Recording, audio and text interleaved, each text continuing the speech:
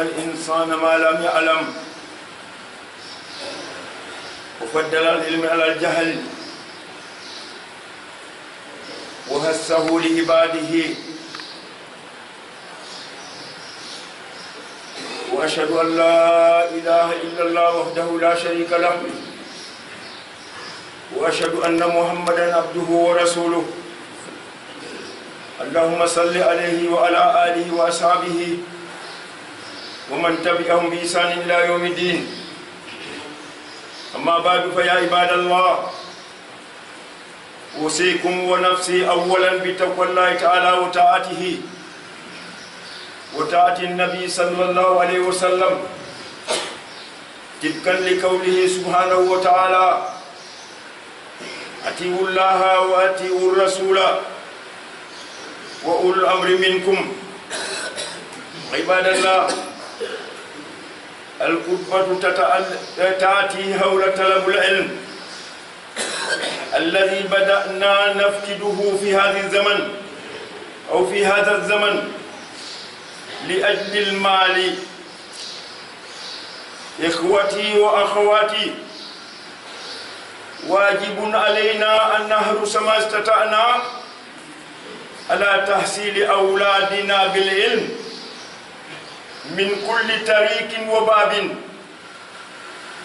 كما قال رسول الله صلى الله عليه وسلم: اطلبوا العلم ولو بالسين. قال الإمام حسن: إن العلم يزيد سريف سرفا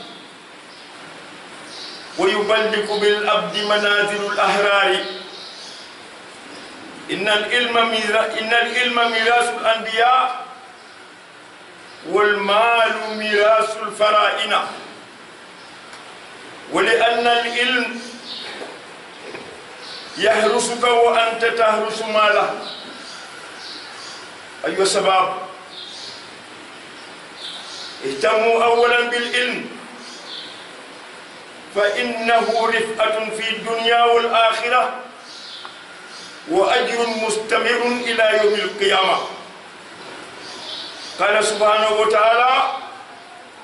يرفع الله الذين آمنوا منكم والذين أوتوا العلم درجات. كفى بالعلم شرفا لأهل العلم، حيث استشهدهم الله وبين جل وعلا أنهم لا يستوون مع خيرهم بقوله تعالى: قل هل يستوي الذين يعلمون والذين لا يعلمون. عباد الله، يؤكد القرآن الكريم على ضرورة المعرفة وأهميتها، فما ميز آدم وجعل الملائكة يسجدون له إلا قابليته لتعلم ثم حصوله على العلم الذي وهبه الله إياه ولم يحصل عليه الملائكة. وفولغنا ينجدم نو يالله سبحانه وتعالى ينجدم مالي أنونا يتلل كافر يتن صلى الله عليه وسلم المعنى لمغا اقرأ تتونتينغا واهي مچان تلمنا اقرأ تلمنا واهي مچان علماء كلمة غاكوي ماها جبريل جمانو سولين ماها كهلا لغاو كين واهي جبو أن مكنا أدنا توچونو يرو سنك سنو فنكا داو أن اللي بغا ديكنان ما جمانو چونو يلول بتل منادي هم جانكا تلالينغانا جانغي غولنو يالو سبحانه وتعالى ويالو هن يتلول كافرو هيتن كلا اتولا داي لميرنا نياكي حلال لميرنا نيني مي جانغي اتنا داي ingit mo yawe anuna gawten ananu akala ananu kikati anderna kala bismi rabbikal ladhi khalaqal insana min alaq iqra rabbukal akram الذي علم بالقلم علم الإنسان ما لم يعلم. الله إن الإنسان لا يتقى. أنا نكيل فوقنا هرفك na yandare oki nkero yalla codan do an fop kon go an o ten mojo nya ko an na fan telefna imbu hollay in sede gaw ma do len ger fa ngeru yalla fan ne fudin no an in sede gaw muhammad fane anuna ga yete don kan gindu leral manal ma jangi andi in sede gaw ko mare fado yalla he in me matta ber timberitina ko in kire ko sadaru yalla subhanahu wa ta'ala fore fin kete simmitna rebo pulero he kete chodure pour te patmina in na fane do yalla he gaynde finde ko tulero he wa ulul amri minkum ulama kan fi dahinama fi anduna gaden gad responsabilité basine wa bare nan mo han o fole kay pour na lay de ref ko to an o andule anduna ga in commencé nyakan ne jamaadi fa nek in defna to kina nyakno rana in telefa nyap halal tinda nyakno rana in imam aku bayan inyade ke katna tel imam jalil aku bayana akhiru an nday ko bato mbetanten winbe ka warde na leere ko ngolum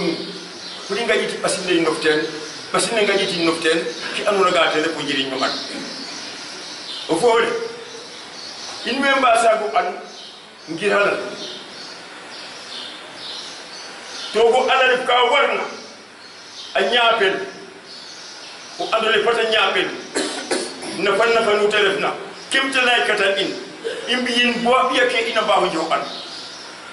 responsabilité banen to ina def de abiya ke in wala pour de baawu jo an ino ga du responsabilité bala na dag mu tawana def koy wala gindu kan mu tawana def fay ngeen wote to tulera day an ande bombe mo gina go protel tele ga di to ñaafi ko an meddo sina godama so diaref na telema ñapiwu an men bo maha fa coono fane def na déplacement fane fa coono fane def na ten na coono inge o bangde fa danse fane def na kam dans da deto ñapin bo maha kon yaade le yal yitile ma ga ti ñapin bo maha alquran so tadiran o an fay wo mo hero yala fudinna an no ga jehe o ha fudnuna fangete ro alima inga ñaapel no na fanna fanu terfna kon pata ñaapel alima def no bo sin pata ñaapel god bo ti ñaapel imam Hussein imam Hasan ali malim ga bo an asubama mo jebu tiranga anana no bata tiranga fa bato amma han arekto anana mo subaw fagi tam wala no patwa jebu an tebisin na place bi no anuna ga gorane na place wini anunaga gorane ko annafiyan isale hanne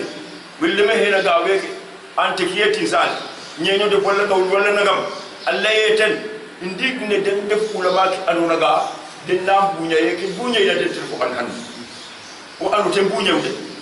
ministre na ref no ko do ki da finan ma ko directeur bana professeur bana ullen sadira no lawta ko bana anunaga ko rebiro ko nda jangiro jehiro an o he an na ba pare num ko ten num wate woni ngol me ko wala nyeni wala naga wala nene wa tinu la wote tuka ayyudu la te ona o an taw ko kina ref men fa ko jede dole nda te garu ada jodi dole fana aduna ga ro yal rek andum alo yal andum mete to lorna nam ko anu la te joduna kon inya ngorki ko an dillalata illa ya den benjino babule surtout na sate fan bo an al farab illam annabiyomoke to annabiyomoke aninna lam kaden al ulama warasatu anbiya den lam ka annabiyomoke fi dulerwe te def jina go andole dillam den nan jeno ka na place den kuna place ke ulama kina adna bane a place am makani de ngeno be de tani dikeke o de fama wiya wan adu le wote nagar de yam o yem fagi nyaa o te nagi de yam manu bo hona jum saw adu le tim kule ya baw manu bo hona sankori adu le na wuri kamma o adu le kon naga buka mo gar de ya daiman abadan nda ko ge kama hani o ke ngali arkabane o wolo ma o ki ngana dukali o jema ese ma de to ran diya man ke diya wa ma dire fe ma wo ke no gardiya go yem fagi nyaal alal fane wo kuno gardiya nda pandole ko te ko gardiya kon nak fay nya ngorke no adole dingiti yo an ino ina jara den bari mo jon kinora den wina nyapa am wenjena fati mo jon la den ya ana ken dime na me sati fani won dime na me na defiya an fati la den gorke ganda ala tiyo den na fanna ikke apran se fa alquran fayya nura gorke winweke weke anona ga o fota ngam biro kede wala fota ngam biro kede wala ana ga kidin janna weke def esnier weke def nene weke jawu fane ka anu weke ande tar ka anu weke din docteur kina anu weke an kaka weke de professeur weke de prof mat weke de prof nagam andi mel sat fani fayya nura den gorke imilobin anjewa aluna gay maru ya gorke nda bari e doradi na halal fane som afiya ngan haninde kan yoko bobor ngor ken jankate alal soma nyaka to man mo ala la refna to ko ande fe ma musiba na na ref kama onde bunga anna ga kidar ba yo kido im agoga 2 million onde bunga ha fade ma te ga dori ta ka bo lepp mu anuna ga onu hana ja halal to ki ka bay ndey ka ke wo mote o bada anga halal fana o dancer na bayo ko ni bunga halal fana dancer na bayo ke wo de bunga akilo ki fanangam akil ko antadi o sikala fana aluna ga fa ko musila no sik o wotu bangete sanko mole kon nak ma fata hakili no papa naw de bongi no ando ni taba to tare nente ta jabbi bi kon ma hanu ga kini no fati ma ko ngorke pa imma ko ngorke o an o tenna yo dawkin rifatun fi dunya wal akhirah anna yudamna adna bale ki bala ki rawda o anna fi ka ken o tenna o tino jita gi def na continue na adna bale ko boyo mal qiyam ro yalla alem ga fu mu jo jam o yalla subhanahu wa ta'ala alem ga nak mi yo bu mi ro yalla wino anno ga den dim fi anno na ga den chodumo anole mi chodu den daraja to ki anno ga ni hiran jambara de to kan go pade daraja nunoy basinne nu yawke numbas ayawi lakas nu anganu wanga imbat na ayake winwe fokre ki nu jam nu na batinka intel nu jam nge isale ke padu winner ki defka nu jam nge isale ke to winner ki bagoka nu jam nge isale winwe so bi yakarka onu garna fi in matériel arrête kento bonan in jidma wi anunaga atibande mi fa an janga ba di an capable yo kendi tabo anden isale refe isale so majiri nyata mi afrique ne te tollo a tollo na di yakar ye nyojora ka hapu war fu maka to tel me kambe kon nak ro yalla dem ga e hal yastawi alladhina ya'lamu wal ladina la ya'lamu ndiyama hambo wero yalla turno an de an du fo ba an ndiyama hambo fi aderna la ba hemo kento ko alquran sakkan tusub daiman abadan gayum barambaru ko nyaabu an ko ser talabul ilmi faridatu ukulera layan ala kulli muslimin wa muslima farataref na julli pande fo bangoro an nyaabu an ko nak inde badama anura ga nak atolora ma ay barna ko demori bo ban ko kirsan ko ba in hatta ubo adam alayhi salatu wassalam te séparé yo fi malaika boro yalla le madin ga atta sujudiyelo ne anduna ga a jangni jangin ba an ka malaika ke ader a anda ka malaika ke aderna to malaika ke yoro yalla bu nabi sidmen den kontarbu ro an ga he ko jodan giran go an sonnil kana sonnil te chodinu an adadin ka de aderna ka anduna ga malaika ke adiran te ro yalla ananu a adam sukali madin ko ga di ko kay ko a challe yalla ya ko lay harantum to ya le kum ande subhanaka la ilma lana illa ma 'allamtana wole fo madde wo mu cey madneo imbaye ade mu kar bangi ko ka andano ray kuma adama adana de yete adan na adama puti adana de halala den ga ate respecter yen num bon kayin num respecter yin bon kayin nama adaka aderna ti adani nan kento boy tammi mada élève ke denga yit museke nof anga yit professeur ke nof anga yit jajangin be denga jaden gi nof anje yar imbamir den anje tegini imbamir den élève jenga yar fategin fok musé fana buri denje yar fategin an gawo an keppo nu jasno na fo adana moten o kinwa ajiya daraja fana anu naga martaba fana anu naga ayo wama yoro kun nagu wacci din nokpa pour yati ka hay abdaw kan inya gorke ku demba ho njew andu lek adam o antaw ko te dono to ki malaki ke kun nak al ilmu wasitatu li ma'rifati al khaliq o an ten tawbo an aweten o te a jokora no kin fo annu yaalo subhanahu wa ta'ala ten hibram digante o kin fo yaalo te an o kina adange rek an ke yaalo subhanahu wa ta'ala ten nata kayitam buti an lepp nuro yaala binna na adna fane ken dikori ke o annata ka go kina adi comme ne député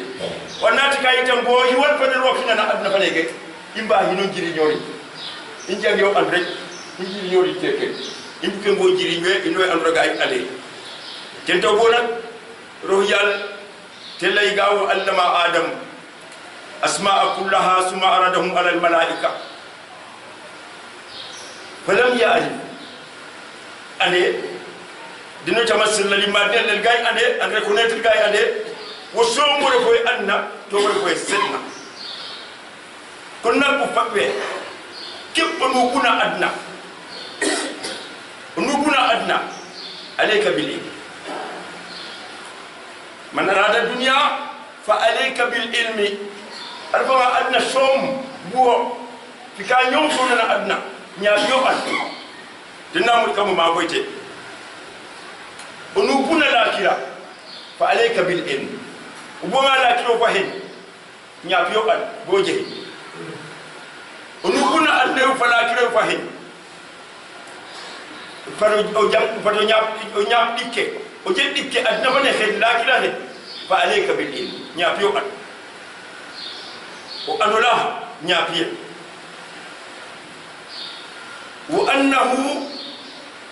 min alamati al khayr o an taman se jam fanu biona o anare o dayinu terefna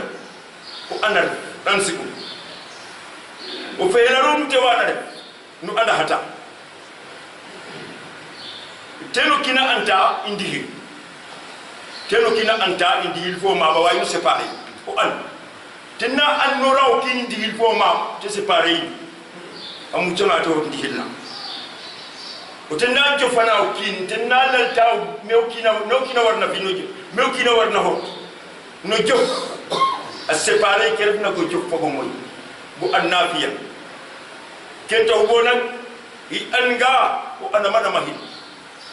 o an amana mahin to yon fatiranga o nuro ya la chuna rak chudam may faman yutal hikmata fakat utiya khairan kaseeran o nuro ya la chuna go ana chudam jam fam may o nuro chuna an wole a chudam jam fam may fay bo sen ngor fay nda hibade le vere ki jikana den yereke dem mos den do quoi inyam na dem pel ananga ditane ko li may den poske den fa khalis tioti nyama ban na den fa den importer den de jang ananga nawol le maga nyaaw gembu bo di fet di bo fet bore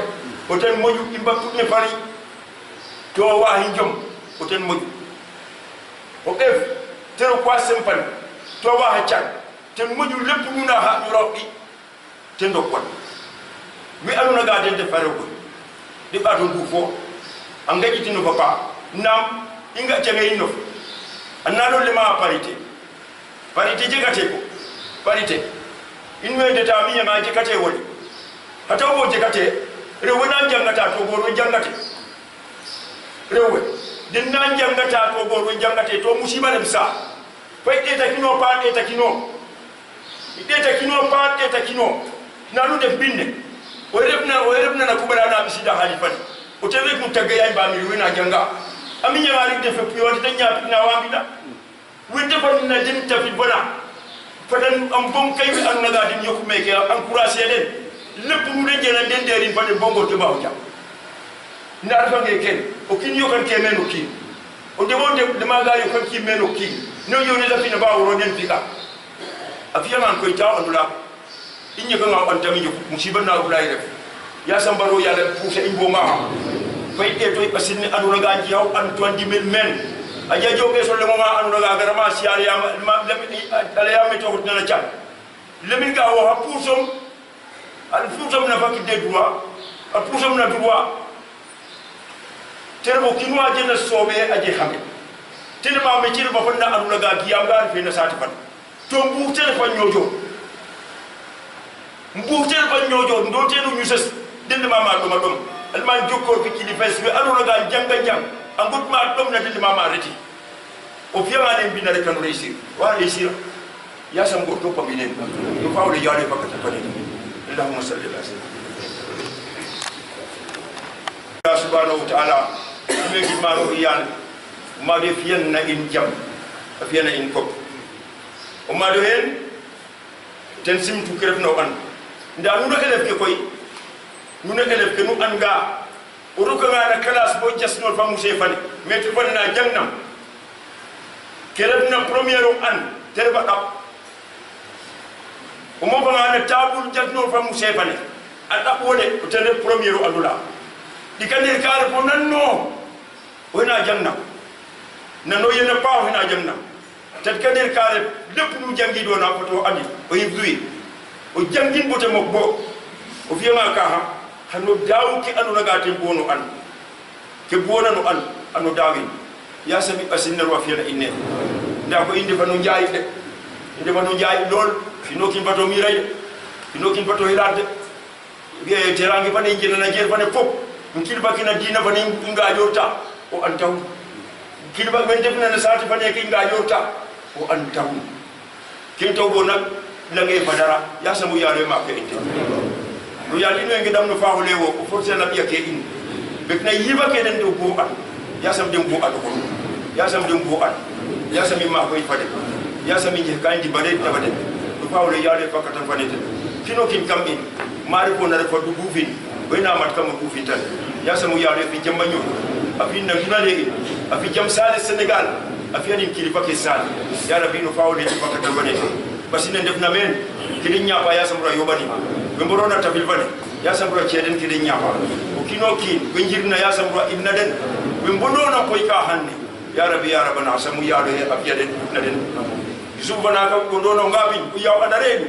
ajiriñu anda jiriña sati fati anyaajan fi yonu mukumoko ne tamotal ya samro fane wonu na maha ya samte yirmani na ina onde bamati jon na kotayu ya samu ya do yirne budel sopna ma fom koy kaska ya samro yirmate to fawde di bakatan bani allahumma rabbana atina fid dunya hasanatan wa fil akhirati hasanatan wa qina adhaban nar rabbana la tuzigh qulubana ba'da idh hadaytana wa hab lana min ladunka rahmatan innaka antal wahhab allahumma ighfir lana dhunubana wa ghfir lana sayyi'atina wa tawaffana ma'al abrar اللهم صل على سيدنا محمد وعلى ال محمد كما صليت على ابراهيم وعلى ال ابراهيم في العالمين انك حميد مجيد سبحان ربك رب العزه عما يصفون وسلام على المرسلين